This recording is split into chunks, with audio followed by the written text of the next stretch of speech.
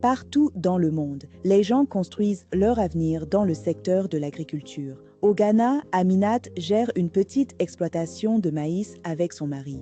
Dans les Caraïbes, Andrés est sur le point d'obtenir son diplôme universitaire et se prépare à reprendre la ferme laitière familiale. Dans le Pacifique, Moana travaille pour une entreprise de cacao en pleine croissance.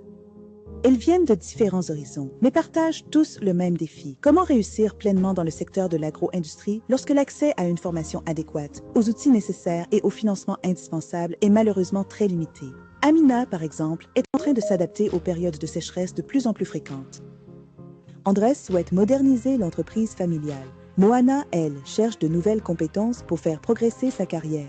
C'est là qu'intervient l'U-Académie de l'agribusiness, votre plateforme incontournable pour acquérir des compétences en agroalimentaire. Nous l'avons conçue spécifiquement pour les agripreneurs, les étudiants et les professionnels comme vous, pour toutes les personnes qui sont les moteurs du changement dans le secteur agricole.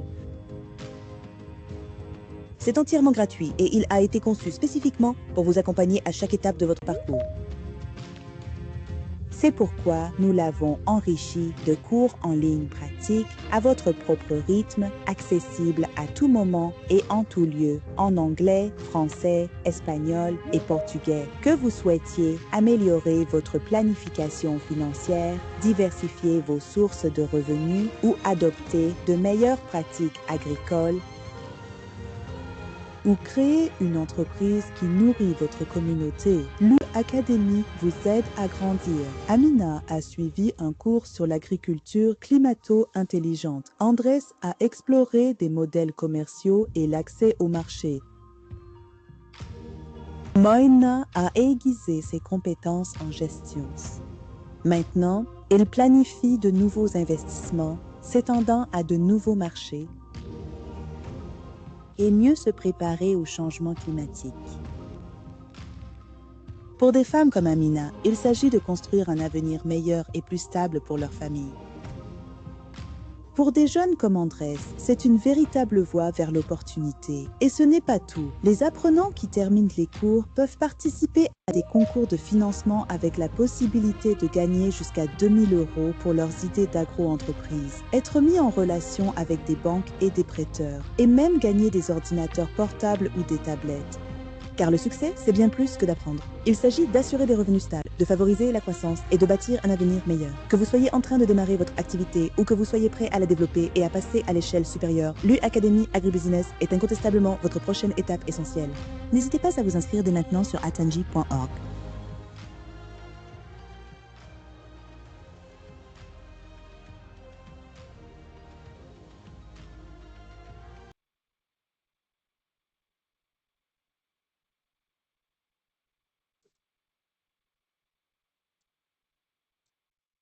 OK. Bonsoir à toutes et à tous. Je pense que nous pouvons commencer le temps que les autres nous rejoignent. J'espère que tout va bien, vous allez tous bien. Et bienvenue à cette nouvelle session de Grow Hair. Donc, nous entrons aujourd'hui dans la semaine 3 consacrée à la semaine de valeur. Au cours de cette semaine, nous allons nous concentrer surtout sur l'agro-transformation et sur la manière dont elle peut contribuer à développer et à renforcer vos activités. L'objectif est de vous donner des outils pratiques et directement applicables pour mieux structurer votre modèle économique, améliorer vos activités et créer davantage de valeur. Donc, nous allons commencer avec un petit exercice.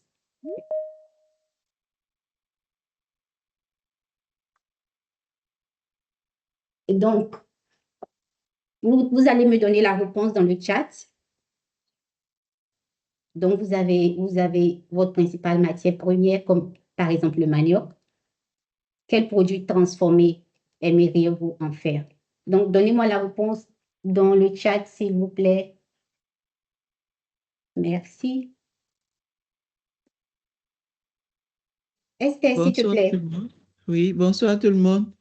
Bonsoir, Dans la Esther. chat, oui, on a demandé, la question c'est, imaginez vous, aujourd'hui, si vous avez une tonne de votre matière première, quel produit transformé aimeriez-vous en faire?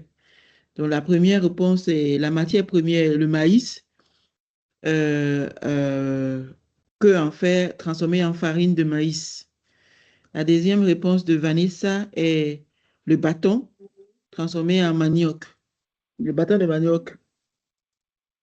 La troisième, c'est la tisane. Elle n'a pas parlé de Mhm. sa matière première, c'est Titi.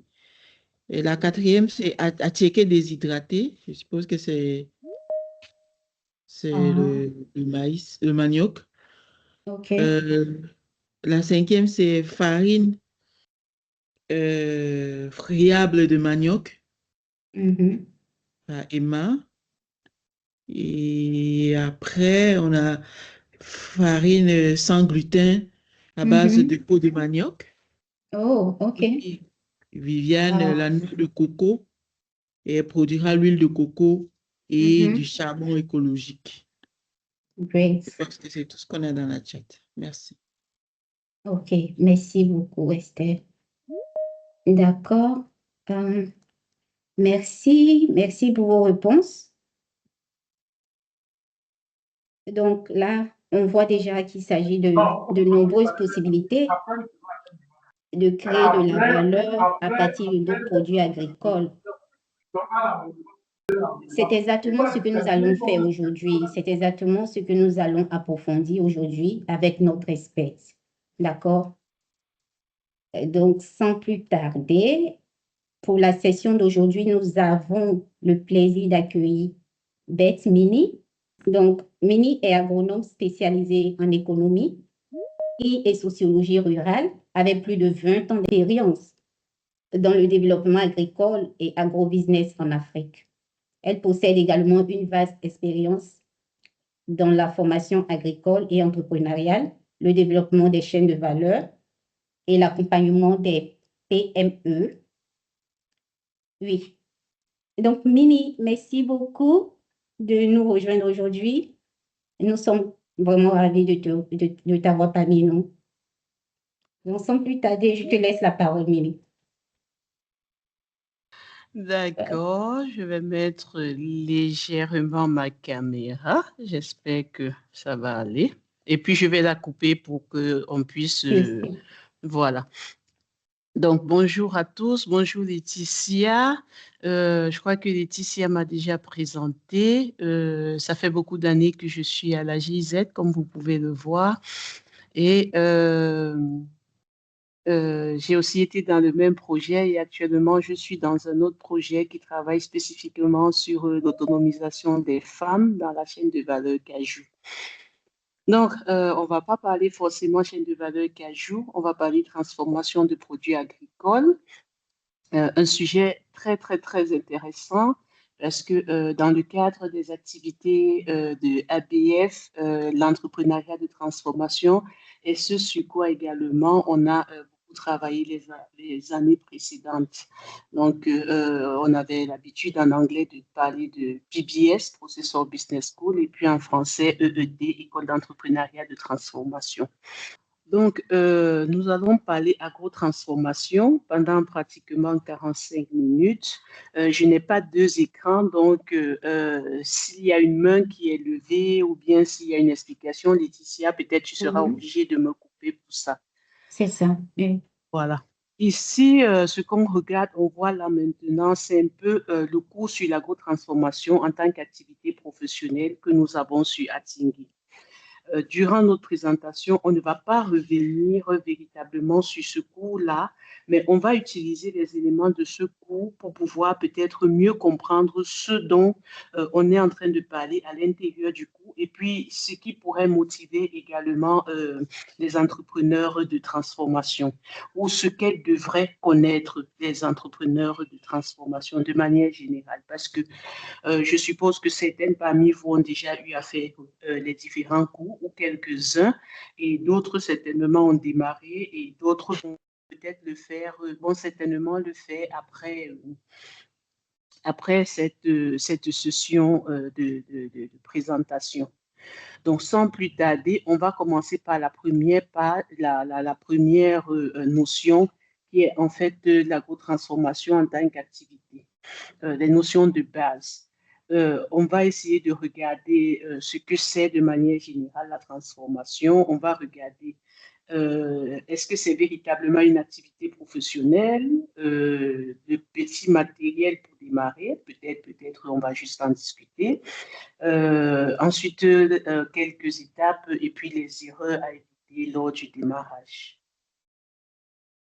Donc, la transformation ou l'agrotransformation de manière générale, qu'est-ce que c'est? La majorité d'entre vous le savent déjà, c'est un produit qu'on transforme pour arriver à un autre produit.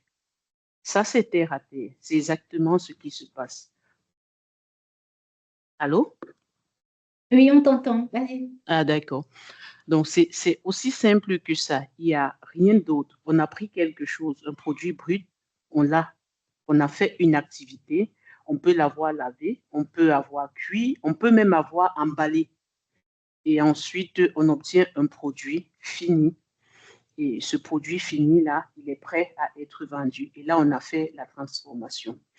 Donc, on a pris un exemple de la mangue. La mangue, généralement, pourrit très, très vite et est pourrie certainement dans nos champs. Mais quand on la récupère, on la sèche et peut être gardée pendant très longtemps. Et nous savons tous comment les mangues séchées coûtent très cher sur le marché. Donc, on l'a pris comme produit brut de la mangue. On a fait du séchage et on a eu un produit fini qui est la mangue séchée. Quels sont les grands principes fondamentaux dans le cadre de l'agrotransformation? En fait, ici, quand on regarde l'agrotransformation, elle sert à quoi, la transformation? Elle sert à valoriser un produit. Et comme on est dans l'agriculture, donc elle sert à valoriser un produit agricole qui était à l'état brut ou alors qui était à une première ou à une deuxième transformation. Parce que là, par exemple, je peux donner le cas des fèves de cacao. Les fèves de cacao, généralement, sont déjà à la deuxième transformation, à la première transformation, quand elles sont en fèves de cacao. Et ensuite, elles sont transformées peut-être en poudre ou en chocolat. Et là, on est déjà dans un autre, sur un autre produit. Donc, ça sert également à prolonger la durée de vie. Rappelons-nous de l'exemple sur la mangue de tout à l'heure et à réduire les pertes. Et ça sert à répondre également à un besoin de marché. Donc, en principe, quand on fait la transformation, on doit regarder ce que le client veut. Donc, voilà un peu les principes qui doivent guider un entrepreneur de transformation. Et pour quel objectif? Ces objectifs-là, en fait, le tout premier, justement, c'est pour pouvoir réduire les pertes après récolte, c'est vrai, pour créer de la valeur ajoutée, ça aussi, c'est vrai, mais la partie que j'aime le plus, c'est pour créer les revenus. En fait, c'est vraiment pour l'argent qu'on fait, c'est une activité. Donc, on l'a fait pour avoir de l'argent. Donc, on le sait tous, quand on crée de la valeur, le produit va toujours se vendre plus cher que le produit brut. Donc, quelque part, ça augmente justement nos revenus. Ça crée également des emplois locaux. Normal, puisque le fait soit de sécher, soit de trier, soit d'emballer, c'est de la main-d'œuvre qu'il faut pour cette activité-là. D'où la création d'emplois, que ce soit des emplois temporaires, que ce soit des emplois permanents, ce sont quand même des emplois que ça va créer. Et également, ça assure la sécurité alimentaire parce que le fait de transformer justement rend l'aliment ou bien le produit disponible tout au long de l'année. On peut manger la chiquée tout au long de l'année, mais on n'est pas sûr d'avoir du manioc tout au long de l'année. On peut prendre des mangues séchées toute l'année. Pourtant, il y a une saison spécifique pour les mangues. Pareil pour peut-être la noix de cajou dont on parle, il y a une saison spécifique. Et ensuite, voilà, pareil pour tous ces fruits qui sont consommés, qui sont transformés, pardon, en jus. Donc, ça assure véritablement la sécurité alimentaire parce que d'une manière ou d'une autre, les produits, ces aliments-là seront disponibles toute l'année. Donc, quelles sont les exigences dans la transformation des produits agricoles? l'une des premières exigences, c'est vraiment l'hygiène et la sécurité. C'est carrément non négociable. En matière d'hygiène, dans la transformation des produits agricoles, on ne badine pas du tout. Donc, ensuite, il faut avoir un matériel qui est adapté et qui est bien entretenu. Il faut maîtriser la technique ou les différentes techniques de transformation. Il faut se conformer à la réglementation locale, qu'elle soit nationale ou bien régionale, en fonction mais il faut se conformer à la réglementation. Donc,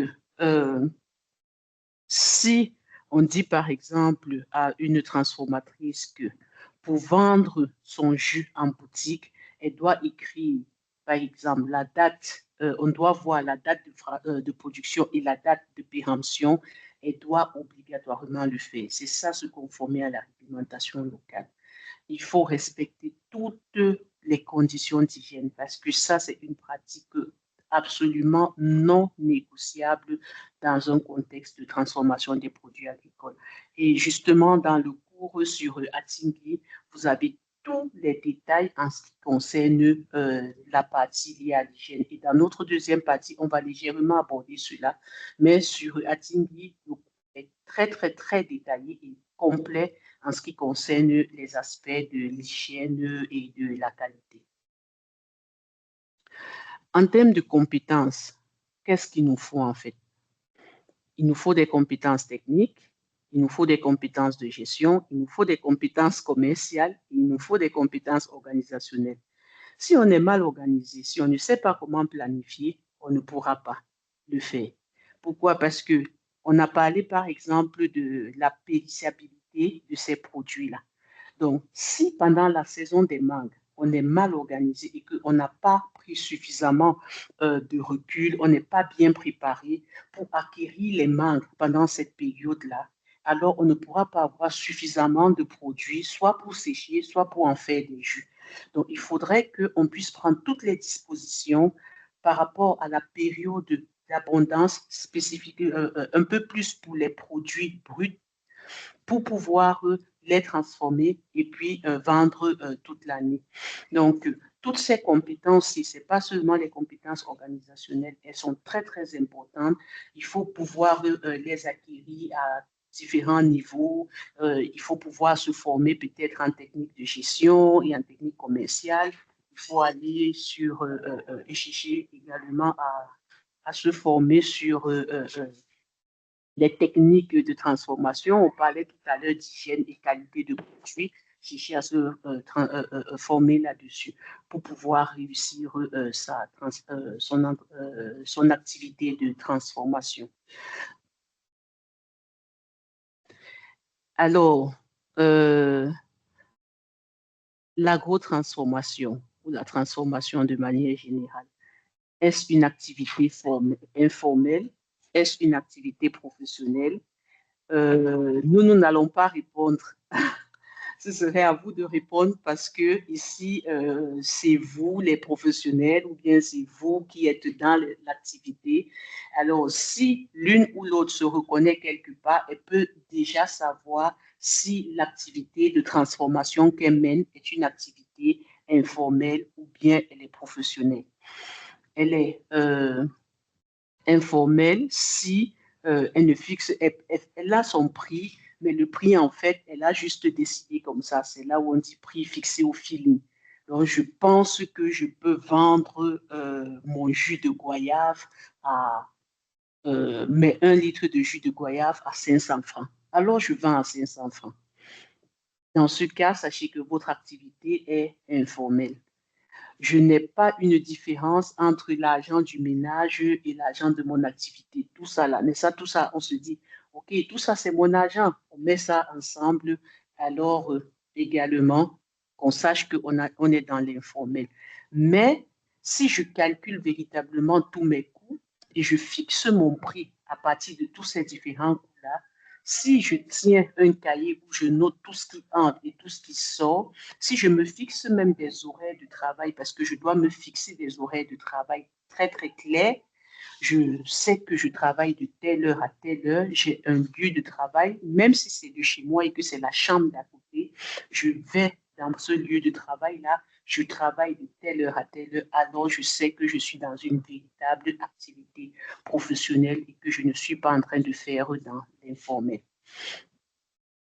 Donc, voilà, entre autres, ce qu'il faut savoir comme notion de base de manière générale pour un entrepreneur de transformation et quelques petits points, des petites erreurs qu'il faudrait également éviter. On a déjà parlé de cela, c'était vraiment ne pas négliger la propreté, savoir qu'on ne devrait pas mélanger l'argent du ménage et l'argent du business, et puis ne pas simplement se contenter de produits ne sachant pas où on va vendre. On a beaucoup vu ça. On a vu beaucoup de transformateurs qui disent « Ah, je fais et puis j'irai me débrouiller, je vais voir comment est-ce que je vais vendre, ça peut rester à la maison, quelqu'un peut venir demander le produit. » Quelqu'un peut venir demander et puis, bon, que ce soit quand même là, et puis quand on demande, je donne, au lieu de rester comme ça, et puis il n'y a rien, c'est généralement ce que certains transformateurs, transformatrices disent, et puis il n'y a rien, donc je transforme, je laisse là à la maison et puis j'attends. Donc ça, c'est des petites erreurs quand même à éviter pour eux, son entreprise de transformation. Donc, voilà de manière globale tout ce qui concerne les bases de la transformation. Et juste un petit bonus ici, c'est en termes des modèles, parce que ça aussi, c'est suffisamment bien développé dans le cours. Quels sont les petits modèles d'affaires qu'il faut regarder ici dans le cadre de la transformation? Il y en a qui font travail de manière individuelle. Et là, il y a quelques modèles d'affaires généralement qui peuvent leur servir, qui ont été développés au niveau de ABF. Et qui sont également présents dans les cours en ligne. Le Business Model Canvas, par exemple, est présent dans les cours en ligne.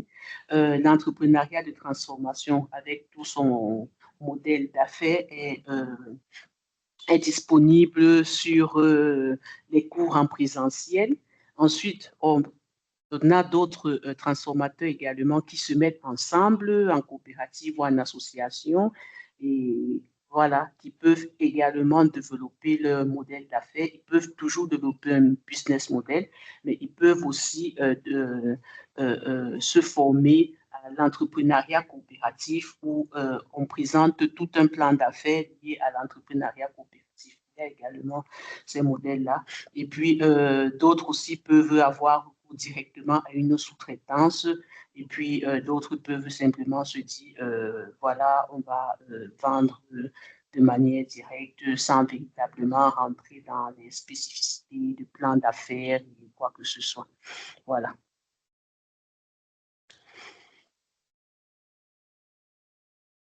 Nous avons terminé la première partie. Laetitia, j'entame avec la seconde ou bien il y a quelques mains? Bon, je pense qu'on peut terminer. Si vous pouvez prendre note, vous pouvez prendre, bon, écrivez vos questions quelque part et après, quand on termine, vous posez les questions. Je pense que c'est mieux. D'accord. Donc, la deuxième partie, c'est sur la qualité et la sécurité alimentaire. Donc, c'est important de produire propre, de garder la qualité, de comprendre les petits aspects de certification qui ouvrent justement au grand marché. Donc, on va essayer de voir cela de manière plus opérationnelle. Pourquoi la qualité, en fait? La qualité, généralement, ça fait vendre plus. Tout le monde, on a l'habitude de le dire, un bon produit, généralement, même certains bons produits se vendent très cher. Donc, et se vendent très, très vite également. Donc, le bon produit, il se vend cher, il se vend bien, et il se vend rapidement. Et un client qui est satisfait, généralement, il revient et il parle de vous. Généralement, un client qui est satisfait, il revient. Il revient et il parle de vous partout. De même que le client qui est déçu. Il va parler de vous, sauf qu'il ne reviendra pas. mais il parlera de vous partout également. Et s'il parle de vous, c'est clair qu'il va compromettre la qualité de votre produit. Donc, en plus de ça, on sait également que les produits de qualité, dans la plupart des cas, ils se vendent plus cher et ils se vendent également plus vite qu'un produit ordinaire. Prochaine slide.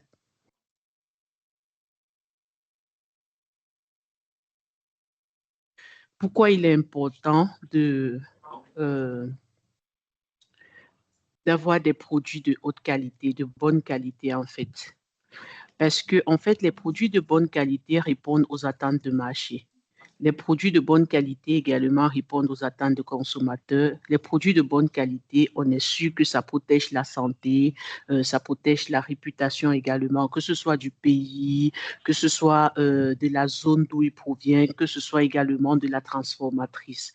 Et les produits de bonne qualité ouvrent l'accès généralement à de nouveaux marchés. Parce que quand vous faites un produit de bonne qualité, rappelons-nous la dernière slide où on a dit le client qui est satisfait, il parle de vous autour de lui. Donc, un produit de bonne qualité, le client va parler de vous autour de lui et forcément, ça va ramener, ça va donner l'accès à de nouveaux marchés. Prochaine slide.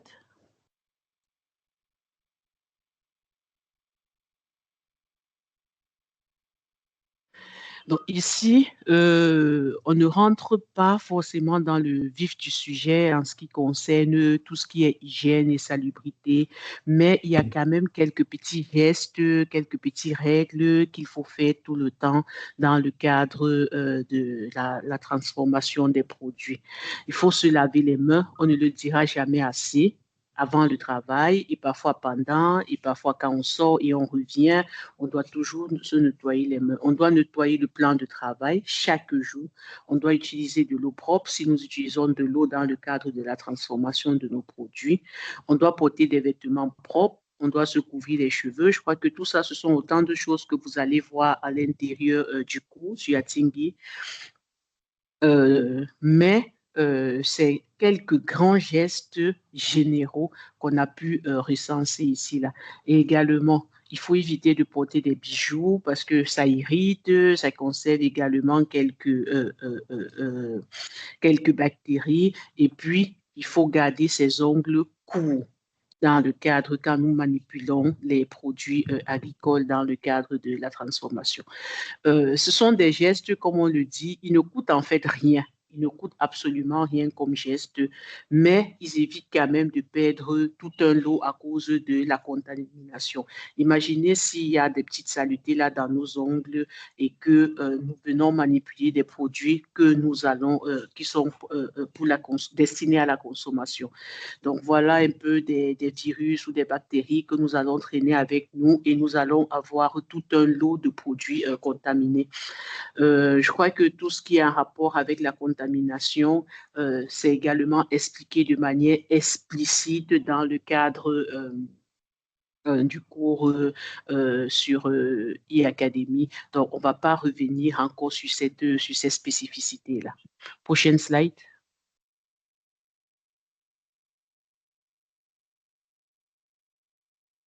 Comment nous devons choisir notre matière première en tant que transformateur? Je crois que vous le savez mieux que moi, certainement. On doit essayer de faire la différence entre des produits abîmés. On doit pouvoir bien faire ce choix-là. Nous avons reçu un lot de produits. Nous les avons soit achetés, soit nous les avons pris au champ, soit nous les avons cueillis. Alors, on doit regarder qu'est-ce qui est pourri, qu'est-ce qui est moisi, qu'est-ce qui est trop mûr, qu'est-ce qui ne doit pas entrer en production, qu'est-ce qui doit entrer en production en fonction de ce que nous voulons produire. Donc, pour un produit fini, nous pouvons plutôt rechercher ce qui est trop mûr. Et pour notre produit, par exemple, nous pouvons rechercher ce qui est peut-être moins mûr en fonction du produit fini que nous recherchons. Également, avant de transformer,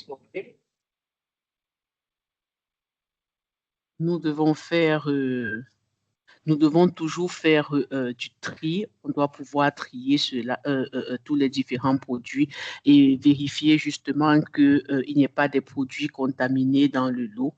Et la partie la plus importante, nous devons acheter la quantité juste. On ne doit pas acheter trop, on ne doit pas acheter moins et on doit acheter ce qu'on va transformer.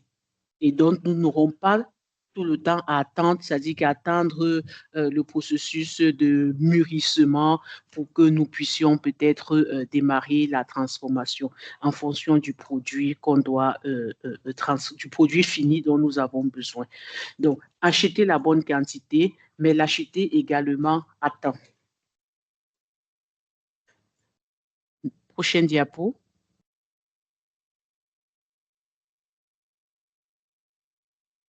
Ce que nous devons également savoir, en ce qui concerne la qualité des produits, c'est l'emballage et l'étiquetage. Un sachet qui est propre et qui est bien fermé, qui est sain, qui n'a pas d'humidité à l'intérieur ou qui a un taux d'humidité suffisamment faible ou alors un taux d'humidité aux bonnes normes, voilà ce qu'il nous faut. Il nous faut des étiquettes parce qu'un produit qui n'a pas d'étiquette ne nous donne pratiquement aucune information. Le poids, la date de production, la date de péremption, également qui l'a produit, quel est le contenu, qu'est-ce qu'on a utilisé pour le faire. Donc, on doit avoir une étiquette claire. On doit également avoir une présentation soignée, une présentation très jolie, qui inspire confiance et qui justifie même le prix. Vous savez, quand c'est beau là, on a tendance à dire qu'on est prêt à véritablement à acheter plus cher. Mais si c'est pas aussi joli, si c'est pas très très beau, c'est vrai qu'on va dire les goûts et les couleurs, mais il y a des choses qui attirent en fonction des catégories. Donc, si on transforme peut-être des jus pour les enfants et on a un super bon emballage avec peut-être un enfant bien là, qui présente un enfant très très bien, avec en train de boire le jus, tout content de boire ce jus-là, c'est des choses qui attirent. Donc, on doit pouvoir avoir une présentation également de cet emballage-là bien soigné. Et ensuite, il faut bien stocker également. Prochaine diapo.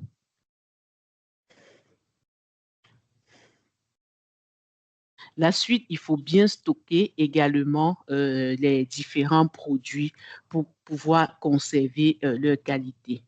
On ne met pas les produits, par exemple, à même le sol. Et l'un des éléments les plus importants ici, c'est le premier entré, c'est le premier qui sort. Donc, dans le cadre de la transformation, il faudrait véritablement faire attention à cela. Voici le lot qui était le premier à entrer dans notre stock. Alors, c'est ce lot-là qui doit sortir le premier et ainsi de suite. Donc, voilà un peu quelques éléments en ce qui concerne les emballages. Prochaine diapositive. Quel est en fait l'impact, quels sont les aspects de la qualité et leur impact sur la commercialisation? Par rapport à la qualité sanitaire, par exemple, on dira ici que l'absence de danger physique, chimique ou bien microbiologique a un grand impact sur la commercialisation. Les qualités également, comme on les appelle, organoleptiques, c'est-à-dire le goût, la couleur, ça plaît généralement aux consommateurs. La qualité nutritionnelle également. Est-ce que pendant le processus de transformation, la valeur nutritionnelle de l'aliment n'a pas été endommagée, a été préservée? Ça, c'est quelque chose qui intéresse également le consommateur. Et puis, la qualité commerciale, comme on l'a vu, l'emballage, les conformités et tout, ça intéresse également le consommateur. Donc, toutes ces qualités-là, une fois qu'elles sont bien faites et bien respectées, elles auront un impact positif sur la commercialisation des produits. Autre aspect lié également à la qualité, c'est tout ce qui est certification. Prochaine diapositive.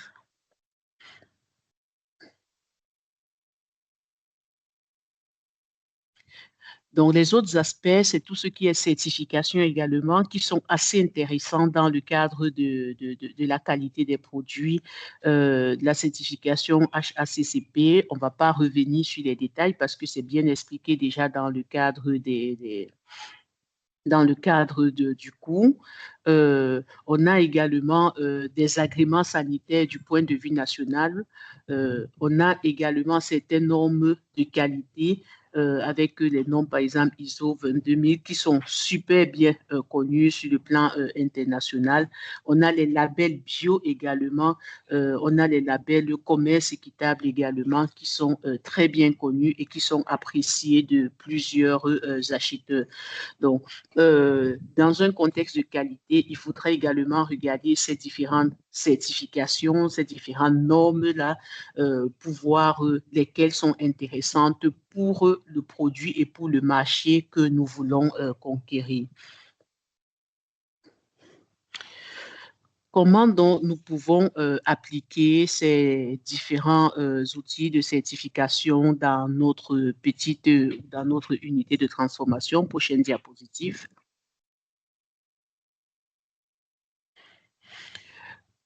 Donc, premièrement, nous devons commencer par l'hygiène et les bonnes pratiques. Donc, que nous soyons dans un processus de certification ou pas, si nous faisons l'hygiène et les bonnes pratiques, si nous documentons tout ce que nous faisons, si nous identifions nos différents points critiques et également si nous avançons progressivement, alors d'une manière ou d'une autre, nous sommes en fait dans un processus de certification en le sachant ou sans le savoir. C'est-à-dire qu'ici, par exemple, en documentant les bonnes pratiques, en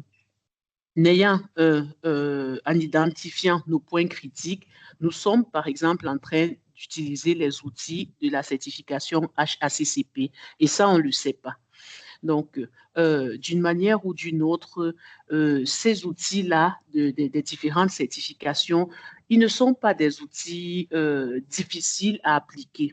Ils ne sont pas des outils complexes. C'est des outils assez simples que pour la plupart d'entre nous, nous avons l'habitude d'appliquer, mais nous ne savons peut-être pas que nous sommes en train d'appliquer ces outils de certification-là. Donc, commençons à les appliquer et ensuite, en fonction du marché que nous recherchons, nous pouvons donc aller voir quel type de certification ou quel type de label nous aurons véritablement besoin pour nos produits et pour le marché que nous voulons conquérir. Donc, avec cette partie-là, nous pouvons dire que nous avons essayé de voir de manière globale tout ce qui est qualité de produits, également sécurité de ces produits-là. Nous allons passer à la troisième partie sur le marketing et les ventes, parce qu'on a démarré une première partie sur les notions de base de manière générale. Ensuite, on est allé sur la qualité de nos produits. On a insisté sur le fait que nos produits devraient être de qualité et que la qualité, dans la plupart des cas, dépend de nous, avec l'hygiène, avec toutes les mesures sanitaires possibles, avec également des aspects liés à la certification. Maintenant qu'on a un produit, un contenu de bonne qualité, comment est-ce que nous pouvons vendre pour l'entrepreneur de transformation que nous sommes? Rappelons-nous, dans les notions de base, on a dit qu'on transformait pour l'argent, c'est pour ajouter de la valeur, mais le but final, c'était pour avoir plus de revenus. Donc ici, on va regarder certains aspects liés à l'emballage encore. On va regarder comment fixer son prix. On va regarder également comment fidéliser ses clients. Prochaine diapo. De manière simple, comment nous fixons notre prix? Nous nous rappelons de ce qu'on a dit en ce qui concernait l'activité professionnelle et puis l'activité, entre guillemets, non professionnelle. Donc, du point de vue d'une activité professionnelle, rappelons-nous, on a dit on devrait pouvoir calculer son coût. Donc, on doit calculer le coût réel. Le coût réel, c'est tout ce qui est matière première, c'est tout ce qui est transport, emballage, travail, équipement, tous ces aspects-là, ça rentre dans le coût. Donc, quand nous avons calculé le coût réel, tout ce que nous avons mis, tout l'argent qui est sorti pour pouvoir acheter les éléments nécessaires à la transformation de notre produit, alors on a notre coût réel. Ensuite, maintenant, nous devons ajouter une marge pour pouvoir gagner de l'argent, pour pouvoir réinvestir, pour pouvoir épargner, pour pouvoir faire beaucoup d'autres choses. Donc, nous ajoutons une marge et ensuite nous comparons avec le prix du marché. Donc, on compare avec le prix du marché parce que si à la fin, nous nous rendons compte que notre coût est peut-être très bon et que nous avons ajouté une très, très grande marge et nous sommes au-dessus du prix du marché, le grand risque, on le sait tous, c'est de ne pas pouvoir écouler notre produit. Donc, quand on a fini de calculer son coût et qu'on a ajouté la marge, on doit toujours se référer au prix du marché. Qu'est-ce que le marché dit en ce qui concerne le même produit que nous sommes censés vendre? Et à ce moment-là, on peut donc fixer le bon prix. Mais on peut aussi se rendre compte que le marché donne un prix qui est même en deçà de notre coût réel. Et à ce moment-là, qu'est-ce qu'on va faire? Est-ce qu'on va garder, on va se dire, je n'ajoute pas de marge, je vends à perte. Dans ce contexte-là, il faut toujours aller revoir son coût réel. Revoir son coût réel, ça veut dire aller voir tout ce que nous avons mis dans la fabrication, dans la transformation de notre produit et voir dans quelle mesure, qu'est-ce qui peut être diminué, qu'est-ce qui peut être réaffecté, qu'est-ce qui peut être revu, est-ce la main-d'œuvre, est-ce le transport, est-ce l'emballage, nous avons trop investi sur la qualité, le style d'emballage, est-ce que c'est tout ça qui a fait en sorte que nous ne puissions pas être suffisamment compétitifs sur le marché. Donc, sur cette base, nous revoyons nos coûts et quand nous avons revu nos coûts, nous les comparons à nouveau avec le marché. Et ceci, en fait, doit pouvoir se faire avant même de démarrer l'activité. Donc ça, c'est notre planification. Et une fois que nous l'avons fait, nous savons donc exactement qu'ici, nous pouvons attaquer le marché parce que voici à peu près quelle sera notre fourchette de prix pour mieux vendre. Prochaine diapositive.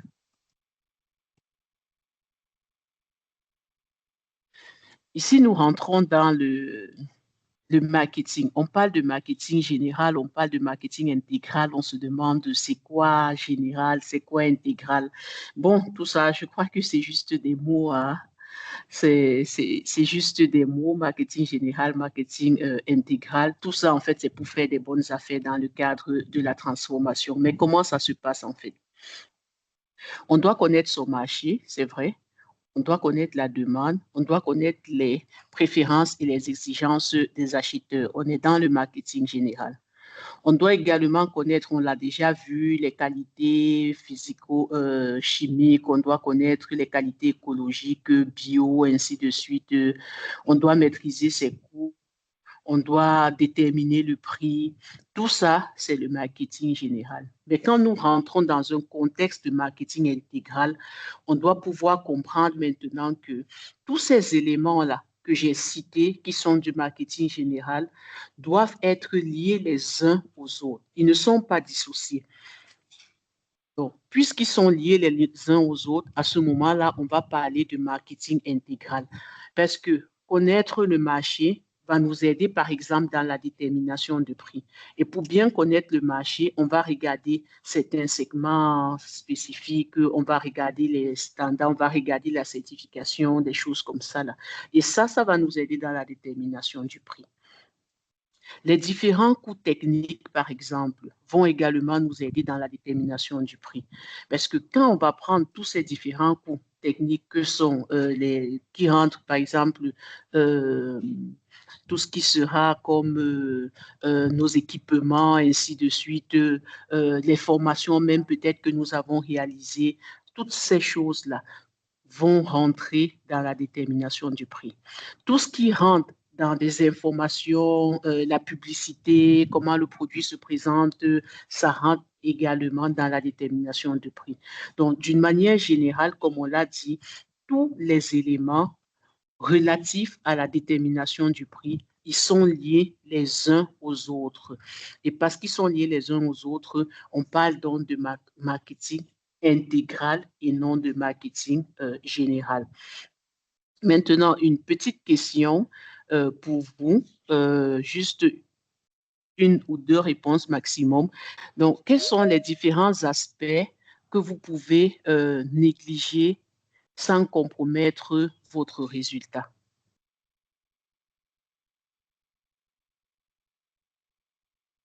Parmi tous ces aspects que vous voyez, le marché, euh, les coûts, le prix, les informations, la publicité, quels sont les différents aspects que vous pouvez négliger? On peut laisser tomber quoi sans compromettre son résultat? Merci, Viviane. Effectivement, on ne peut rien laisser on ne peut rien laisser tomber, sinon notre résultat sera complètement compromis. Donc, comme on l'a dit, les uns sont vraiment liés, ils sont vraiment liés les uns aux autres. Prochaine diapositive. On parle de marché et on parle de prix. Est-ce la même chose? Est-ce différent? Euh, Parfois, quelqu'un va, ah, c'est au marché que je connais le prix. D'accord. Donc, de manière, oui, Dorian.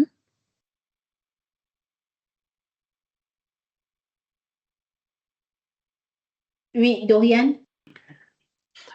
Donc, de manière générale, le marché, c'est vraiment là où nous tous, on connaît le marché, là où tout le monde se réunit, tous ceux qui viennent vendre, ceux qui veulent acheter, ils se réunissent, ils négocient, ainsi de suite, pour trouver un prix. Donc, c'est ça le marché. Le prix, comme on le sait tous, c'est l'argent qui est forcément facturé pour un produit, pour un service ou pour quoi que ce soit. Donc, ça, là, on le sait également tous.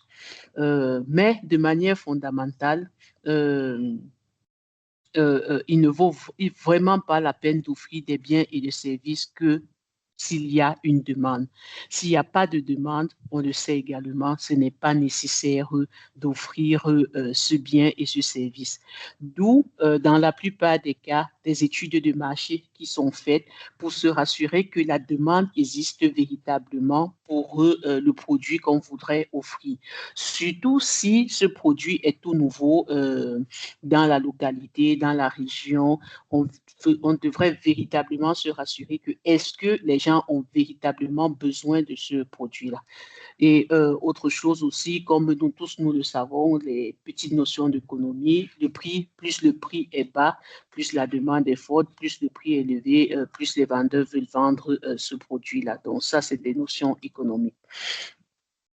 Donc, de manière générale, prochaine slide.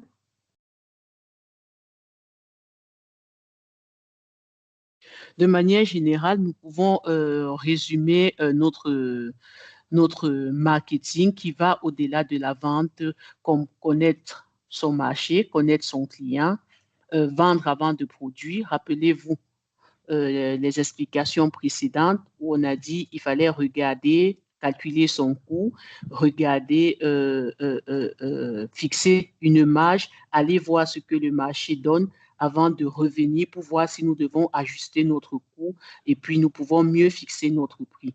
Donc, il est très important de vendre avant de produire, de connaître également notre coût pour fixer notre prix, de communiquer pour montrer notre produit et que notre produit est de qualité, fournir la qualité, vendre à temps et puis c'est toujours intéressant de vendre groupé pour les petits entrepreneurs de transformation. Prochaine diapositive. Donc, comment est-ce qu'on connaît son client? On doit généralement savoir qui achète, ce qu'il recherche et où est-ce qu'il se trouve. Donc, quand on sait qui achète, quand on sait ce qu'ils veulent, ce qu'ils cherchent, et on sait exactement où les trouver, alors on peut on peut estimer qu'on connaît suffisamment bien son client. Donc ici, nous allons, prochaine diapositive, nous allons rentrer en fait dans une spécificité par rapport à l'emballage. On ne va pas citer tout ce qui est présenté sur la diapo.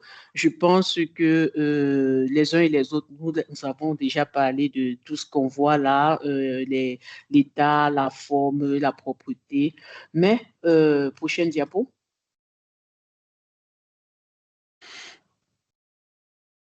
On va plutôt regarder ces aspects-ci et on va se dire par rapport à tout ce qui a été cité, dites-nous ce que vous pensez de ces différents emballages sur le plan marketing.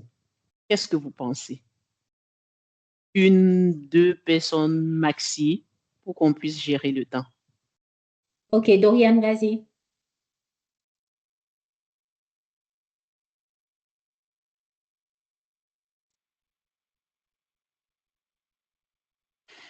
La question est posée là sur le slide. Que pouvez-vous dire de ces emballages sur le plan marketing?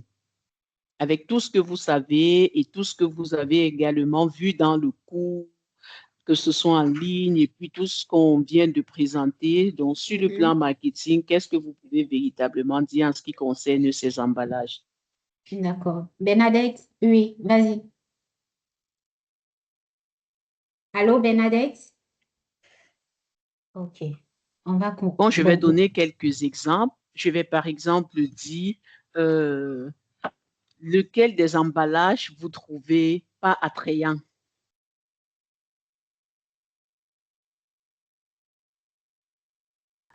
Jeanne? Okay. Oui, bonsoir à tous. Bonsoir. Bonsoir.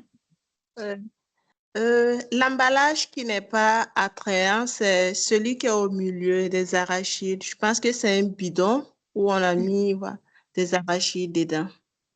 Je trouve que ça, c'est oui. C'est pas joli. D'accord. Lequel vous trouvez, on va dire, propre?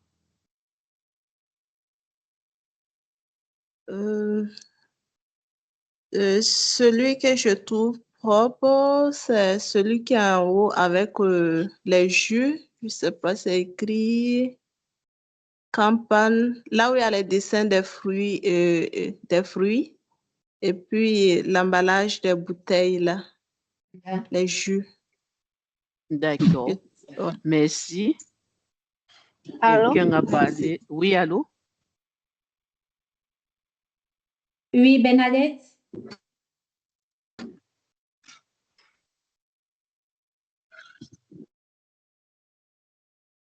Ok. Mini, tu peux continuer, vas-y. D'accord. Donc, vous pouvez donc, en fonction, il y a différents en fait styles d'emballage. Je vais pas donner mon avis de manière générale, mais en fonction des différents produits, on peut apprécier ou pas du contenu, on peut apprécier ou pas un emballage. On peut trouver certains emballages justement pas très agréables, comme tout le monde l'a si bien vu avec les arachides, mais dans une bouteille plastique attachée. Et puis, on a aussi vu les différents modèles de jus, par exemple, qu'on a trouvé propres. Donc, ici, vous pouvez vous-même, en fonction également de votre activité, savoir que tel style d'emballage, je ne vais pas le prendre parce que peut-être le produit ne sera pas bien fermé ou bien il va se présenter un peu sale parce que je vois un peu ces bouteilles qui sont mal recyclées.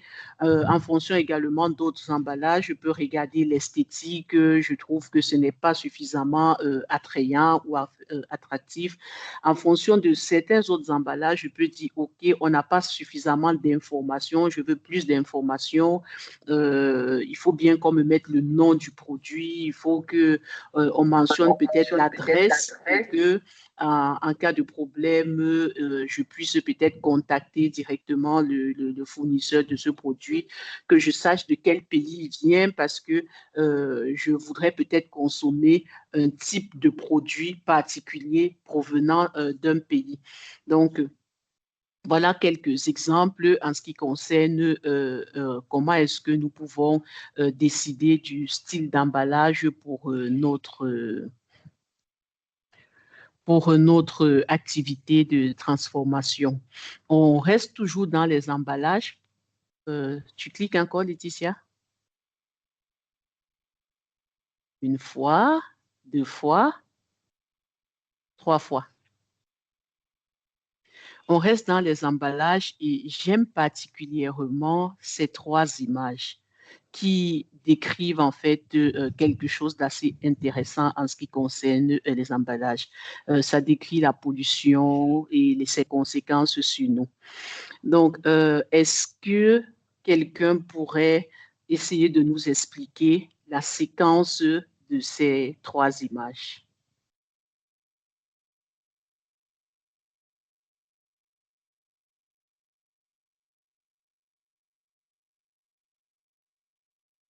Oui, Oui, Madame Armel. Kofi. Mhm.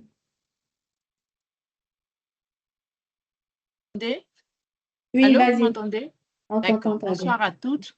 Ce que je Bonsoir. pourrais dire, c'est que les produits que nous transformons, nous les emballons dans des bouteilles ou dans des boîtes que une fois l'utilisation des produits faits, les consommateurs jettent ces emballages-là. Et aujourd'hui, on constate tous dans nos différents pays que nous sommes submergés par des emballages, surtout l'emballage plastique, qui se retrouve dans nos eaux, nos lagunes, nos rivières et qui ont un impact sur la végétation de l'eau. Et aussi, cet impact-là arrive dans nos assiettes. Donc, ce que nous avons comme déchets, aujourd'hui, nous les retrouvons dans nos assiettes. Voilà. Mhm. Bravo. C'est exactement ça. Super. Ce qu'on a comme déchets, on les retrouve dans nos assiettes. Voilà les déchets, la première image. Deuxième image, voilà le poisson. Il mange ça, hein? Oui. Et puis, troisième image, c'est ce poisson-là, en fait. C'est vrai qu'on a mis, c'est quoi? C'est du citron, mais en fait, c'est le poisson-là qui est dans cette assiette-là. C'est le poisson. Et c'est le poisson qui a mangé ces déchets-là. Donc, Mhm. il l'a mangé, c'est le déchet qu'on présente là, mais nous consommons ce déchet-là à travers le poisson ou à travers tout autre produit provenant de la mer que nous consommons. Donc, ici, en fait, c'est pour attirer l'attention des transformateurs que nous sommes, que l'emballage, c'est bien, l'emballage, c'est utile, mais faisons également attention à l'emballage par rapport à la pollution et par rapport aux autres conséquences sur notre santé. Donc, en fonction de nos produits, essayons de regarder quel type d'emballage s'y est le mieux. Est-ce qu'il faille même tout le temps avoir de nouveaux emballages? Ça aussi, parce qu'on peut également avoir procédé pour certains produits. Vous voyez, par exemple, au niveau des brasseries, vous achetez un jus et puis vous revenez avec la bouteille vide et on vous remet la bouteille pleine. Donc, au lieu d'en fabriquer encore et encore des emballages, par exemple, on peut avoir ce type d'emballage là où c'est juste le contenu dont nous achetons, dont le consommateur va acheter. Et puis, voilà, on peut aussi avoir d'autres campagnes promotionnelles pour pouvoir récupérer même ces emballages du genre pour 10 emballages que vous me ramenez, je vous donne un produit gratuitement. Ça également, c'est des façons de pouvoir faire la promotion et de pouvoir ramener ces emballages-là et éviter qu'ils ne se retrouvent dans nos assiettes comme ils se retrouvent là.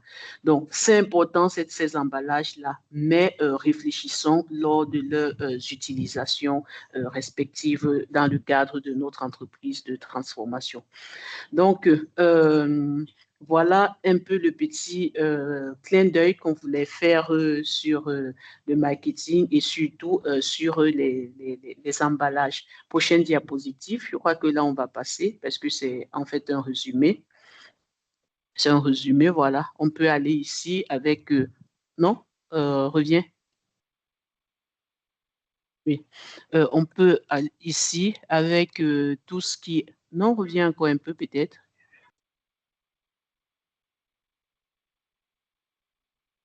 Avance maintenant. J'espère que je suis au bon endroit. Ça, Oui, c'est bon. ok. Ici, on est dans la vente maintenant. Comment est-ce que nous vendons? On a regardé tout ce qui était préparation à la vente. Et là, on est dans le cadre de la vente. On peut vendre justement de trois grandes manières. Dans la généralité, on peut vendre des petites unités, on peut vendre des grandes unités, et puis on peut faire la vente en vrac. On ne va pas aussi rentrer dans tous ces détails parce que ça aussi, vous avez déjà vu ou vous verrez cela dans les cours en ligne. Ce qu'on peut dire de manière générale, c'est que la vente en vrac, généralement, ça ne veut pas dire que c'est une vente de mauvaise qualité, contrairement à ce que certains pourraient penser que non, c'est du vrac, alors c'est pas de la bonne qualité. Non, c'est pas ce que ça signifie. Il y a des risques de contrefaçon dans la vente en vrac, mais ça ne veut pas dire que c'est de la mauvaise qualité. Un exemple simple, je suis une entreprise, et moi, je fais beaucoup plus dans la vente des produits. Donc, je fais dans la vente, mais j'achète en vrac chez des transformatrices qui sont vraiment des transformatrices professionnelles qui me vendent des produits de très, très grande quantité. Et moi, en fait, je conditionne ça dans mon label à moi. Voilà, je me rassure que tout est véritablement bien fait au niveau de ces entrepreneurs de transformation, mais c'est mon label à moi qui passe. C'est ça, en fait, je vends de cette manière-là. Donc ça, c'est par exemple une vente en vrac, mais il y a beaucoup de risques de contrefaçon et de qualité douteuse dans ce type de vente-là, parce qu'il n'y a pas, en fait, d'emballage, il n'y a pas d'information par rapport à cela, et on a toujours l'impression que ce sont des ventes qui sont de mauvaise qualité, mais pas toujours. Les grandes unités, ça, on les connaît très, très bien. Les grandes unités, les petites unités également, on connaît également quelques petites techniques également dans le cadre des petites unités que j'aimerais partager avec vous. Parfois, on conseille de vendre en petites unités parce que en ce qui concerne le profit, c'est souvent plus élevé que quand nous vendons en grandes unités. Un exemple, au lieu de vendre 5 litres, par exemple, de beurre, 5 kilos, pardon, de beurre à peut-être 5 000, je préfère vendre demi-kilos, demi-kilos, à peut-être 600 francs ou 700 francs de demi-kilo. L'avantage ici, c'est quoi? C'est que tout le monde pourra peut-être se l'approprier. Ceux qui n'ont pas 5 000 pour acheter la grande quantité peuvent justement acheter la petite quantité à 600 et 700 francs. Et au final, mon profit est plus élevé parce que quand je regarde combien les 5 kilos me donnent à la fin, je me rends compte que je gagne sur les petites unités. Donc ça aussi, c'est des petites astuces que dont vous pouvez réfléchir et décider sur quel type d'unité vous utilisez dans le cadre de la vente. Prochaine diapo. Où est-ce qu'on vend? À plusieurs endroits, vous les connaissez tous. Et comment est-ce qu'on vend? On peut faire une vente directe, on peut faire une vente par des intermédiaires, on peut faire une vente groupée, on peut faire une vente en commission ou en dépôt, et puis on peut faire une vente en ligne. La question que j'aimerais poser, c'est la vente par intermédiaire et la vente en commission. C'est quoi la différence? Laetitia, tu sais ce qu'on va faire? Notre prochaine rencontre, c'est vendredi, c'est ça? Oui, c'est ça. D'accord. Donc, on va prendre vente intermédiaire et vente en commission ou en dépôt. Et puis, on va attendre vendredi pour que l'une des participantes puisse nous donner la réponse. D'accord. Prochaine diapositive. OK. Donc, pour terminer avec ce qui est marketing de base, c'est que fidéliser ses clients, c'est très, très important. Une cliente qui est vraiment fidèle, une cliente ou un client qui apprécie votre produit, ça vaut plus que toutes les publicités qu'on fait ici dehors, surtout que nous savons la publicité est bonne, elle est attirante, elle est attractive, mais beaucoup de gens aussi trouvent souvent les publicités un peu tirées par les cheveux, un peu entre guillemets mensongères parce que c'est pour attirer et tout. Donc, imaginez une cliente qui a pris votre produit, qui l'a vraiment apprécié et qui recommande votre produit. Il n'y a pas mieux que la publicité. Donc, respecter la même qualité, c'est très important. Il ne faudrait pas que quand on commence, on fait de la très bonne qualité et ensuite, quand on a déjà plein de clients, on commence à diminuer la qualité. On l'a toujours énormément vu dans le cadre du marché. Très, très bon produit au démarrage, mais au fur et à mesure qu'on avance, alors ça devient en fait du n'importe quoi. Donc, faisons des efforts pour respecter cette même qualité qui nous a valu toute cette publicité de départ. Faisons en sorte de respecter les délais parce que quand on ne respecte pas les délais, on perd complètement la confiance, complètement, même si notre produit est de bonne qualité, on perd la confiance. Et puis, faisons également des petits gestes pour nos clients fidèles. Donc, des petits cadeaux, des petites réductions pour pouvoir davantage fidéliser notre clientèle. Donc, avec ça, nous avons terminé avec la partie, le 3e chapitre sur le marketing. OK. Vous pouvez poser vos questions. Oui, Françoise. Bonsoir. Bonsoir. Bonsoir. Merci pour la présentation. Et moi, ma question, elle est relative à la compétitivité. Maintenant, j'aimerais savoir, être compétitive, est-ce vendre le produit le moins cher ou le plus cher? Voilà, je pense que c'est être compétitif sur le marché. Est-ce que c'est vendre le produit le moins cher? D'accord, c'est bien compris. Est-ce que, Laetitia, comment on fait? On répond directement ou bien on prend une série de questions? On répond directement. D'accord. Est-ce que être compétitif sur le marché, c'est vendre le produit le moins cher ou le plus cher? On a envie de dire, c'est vendre le produit le moins cher. Ça pourrait être un peu plus dans ce sens-là, mais on va dire ça pourrait. Parce que il faudrait regarder certains aspects par rapport à notre vente. Un, il faut regarder dans quel segment de marché nous nous situons. Quand on parle ici de segment de marché, ça veut dire qu'il faudrait qu'on prête attention aux autres qui sont dans le même segment que nous. Parce que parfois, on peut confondre ces segments-là. Si nous disons que nous sommes en train de vendre, je vais prendre un exemple sur le vinaigre. Vous voyez qu'il y a plusieurs qualités de vinaigre. On a par exemple le vinaigre de cidre qui coûte très, très cher. Donc, il est cher, ce vinaigre de cidre. Est-ce que je dirais que si moi, je fabrique du vinaigre et que je le vends, du vinaigre de cidre, et je le vends cher, je suis compétitif ou je ne suis pas compétitif? Ce n'est pas dans ce sens-là que je vais regarder. Je vais regarder tous ceux qui font du vinaigre de cidre. Je ne vais pas regarder tous ceux qui font du vinaigre. Donc, à partir de tous ceux qui font du vinaigre de cidre, je vais donc comparer mon prix à leur prix. Et même à ce niveau de tous ceux qui font du vinaigre de cidre, je vais regarder également des aspects de certification.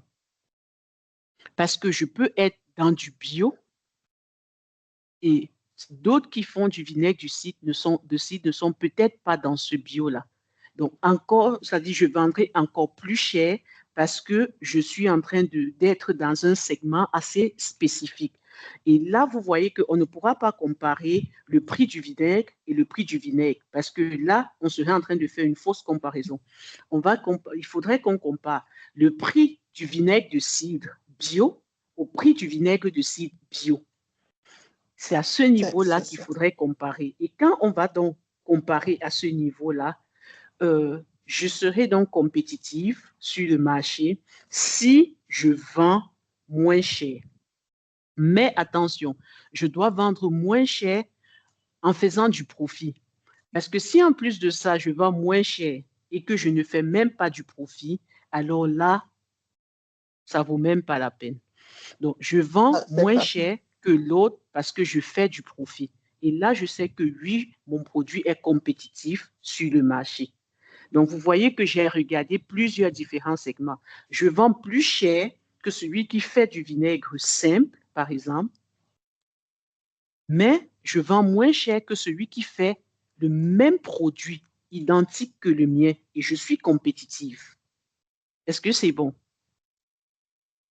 C'est bon. Merci beaucoup pour les précisions. D'accord. Okay. La question suivante. Non.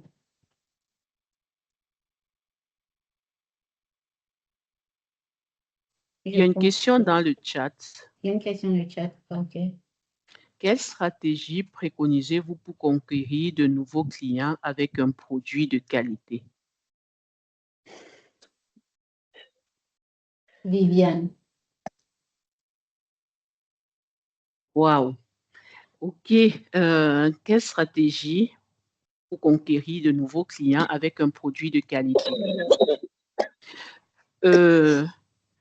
Je vais un peu rentrer dans ce qu'on va appeler ici là l'étude de marché.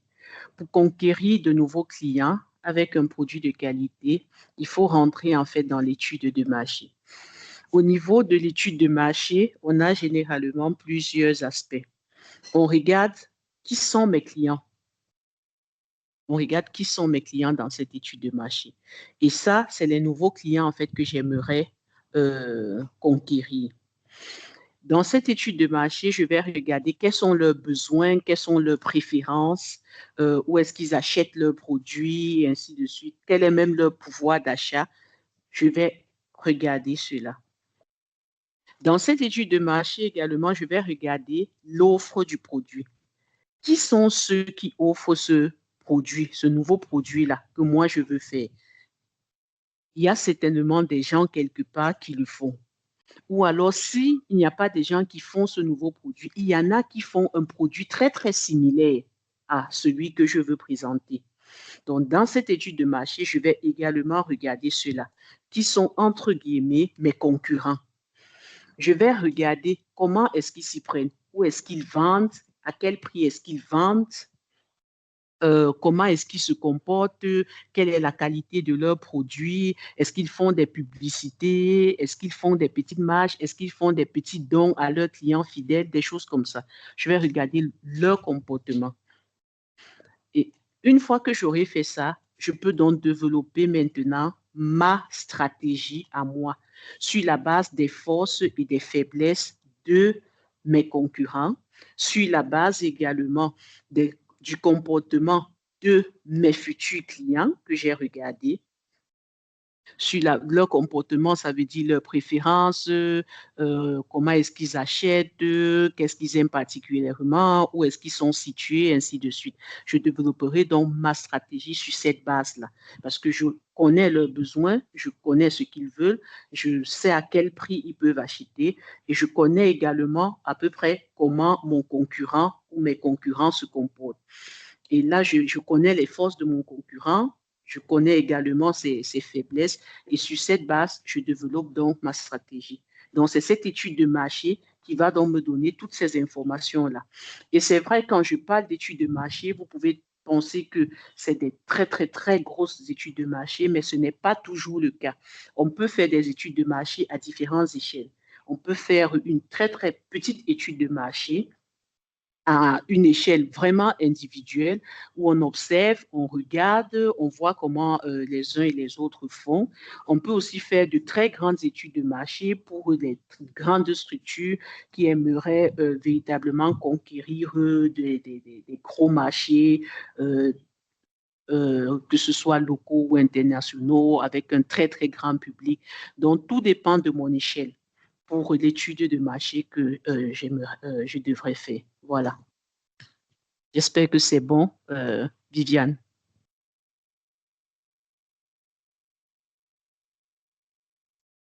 Merci. Ah, voilà. J'offre également des dégustations gratuites. Voilà. Ça également, ça fait partie justement des différentes stratégies que qu'on peut mettre sur pied.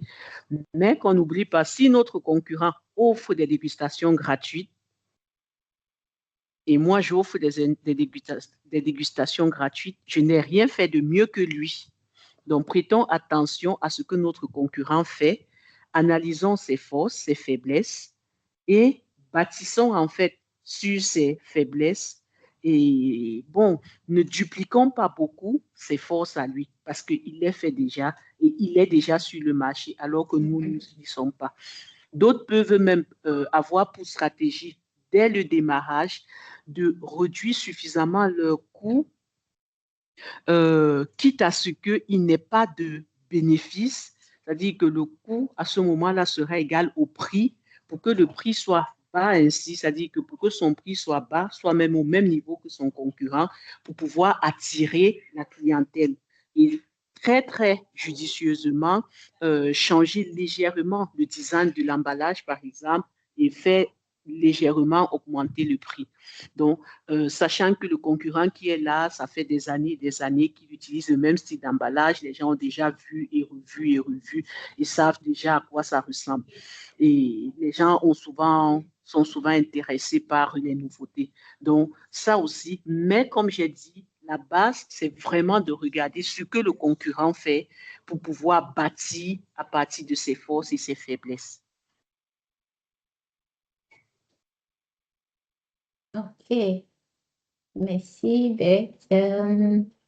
Jeanne, vas-y, tu peux poser ta question.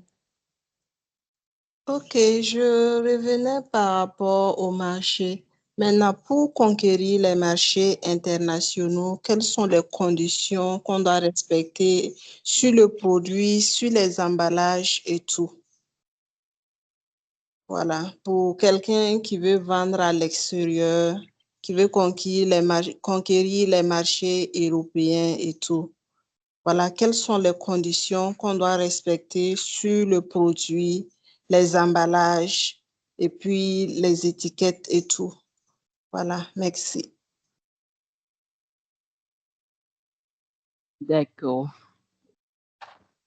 Voilà ce que nous allons dire. Le marché international, généralement, il est vaste.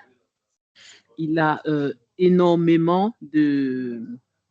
Il est très, très demandant. Il est très strict également.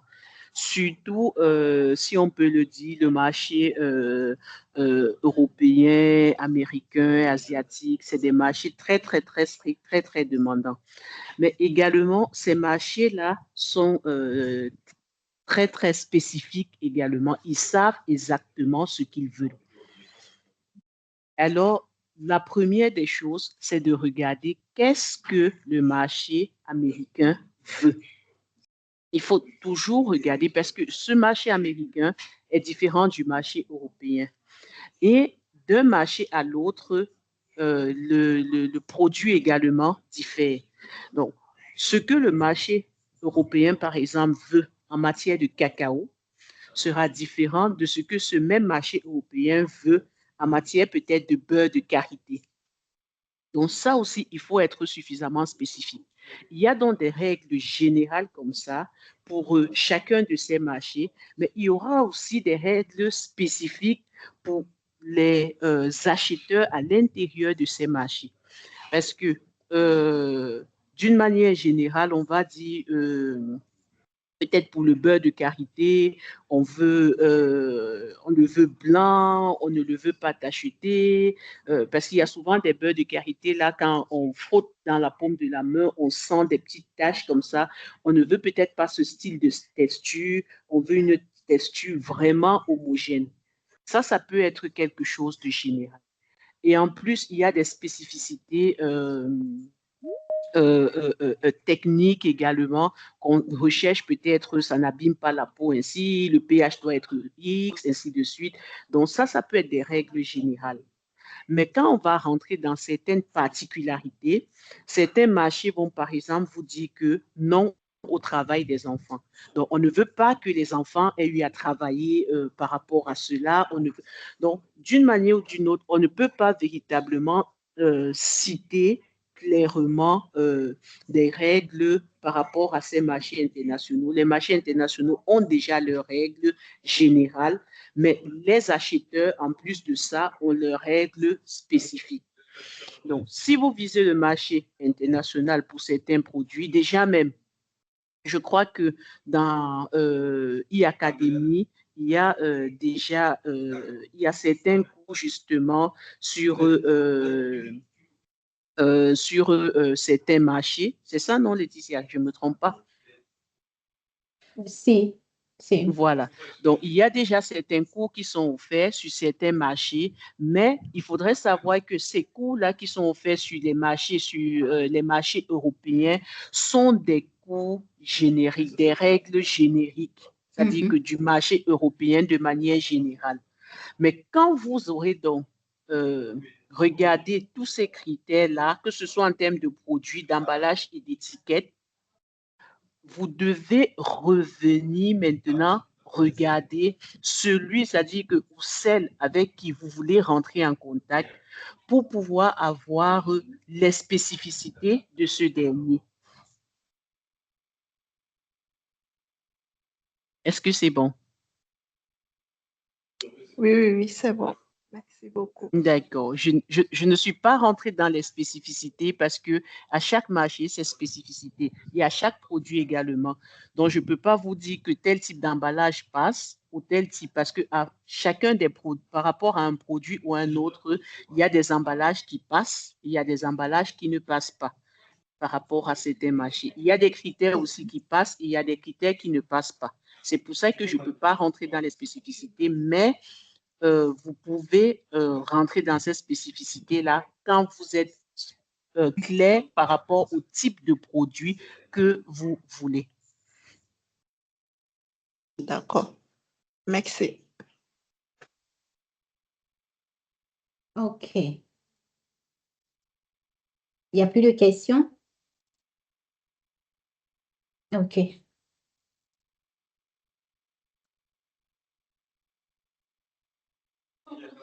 Donc, merci beaucoup, Mini, pour cette présentation. Ça a été vraiment enrichissante. La session se termine avec un rappel. Donc, comme vous le savez, j'ai déjà partagé ça dans le groupe WhatsApp. Donc, le rappel pour la semaine 3, la semaine de la valeur. Donc, comme nous l'avons développé tout à l'heure, le terme modélisation stratégique et gestion financière. Nous allons continuer le vendredi et encore la semaine prochaine. D'accord? Donc, les cours à prendre pour cette semaine, les cours à compléter sont les cours en agro-transformation en tant qu'activité professionnelle. Notions de base, qualité et sécurité alimentaire, marketing et vente et gestion financière. Donc, vous avez 4 cours à prendre pour cette semaine. D'accord? Merci d'avoir participé à la session, à notre 4e session. Et on se retrouve sur le groupe WhatsApp. Bonne soirée à tous. Bonne soirée.